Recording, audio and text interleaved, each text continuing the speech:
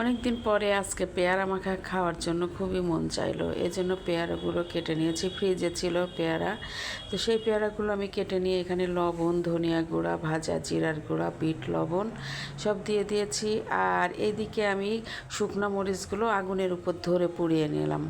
পুড়িয়ে নিয়ে সেই মরিচগুলো এই যে চাটকায় নিয়েছি আগেই নিয়ে, তারপরে এখন তেঁতুল চাটকাচ্ছি। দেখেন, তেঁতুল না দিলে তো পেয়ারা মাখা হবেই না। আর একটা জিনিস দিতে পারিনি, সেটা হচ্ছে ধনিয়া পাতা। ধনিয়া পাতাটা আসলে বাসায় নাই, সেজন্য দিতে পারলাম না। এখানে আমি কাঁচা শুকনো মরিচের সঙ্গে তেঁতুল ভালো করে চটকায় নিয়ে, আর এই যে একটু চিনি দিয়ে দিলাম আর কি। চিনি দিয়েছি, চিনি না দিলে মিষ্টি লাগবে না, টকের সাথে তো মিষ্টি দিতেই হবে একটু। তো আমি দেখেন খুব সুন্দর করে কিন্তু মাখানোর চেষ্টা করছি। মাখাতে মাখাতে একদম নরম হয়ে আসবে, তখন খেতে বেশি ভালো লাগবে।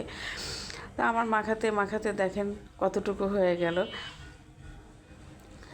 দেখেন, লোভনীয় মনে হচ্ছে যে খাই। আসলে খুবই টেস্টি হয়েছিল খেতে। এখন পেয়ারাগুলো আমরা খেয়ে নেব, খুব মজা হয়েছিল।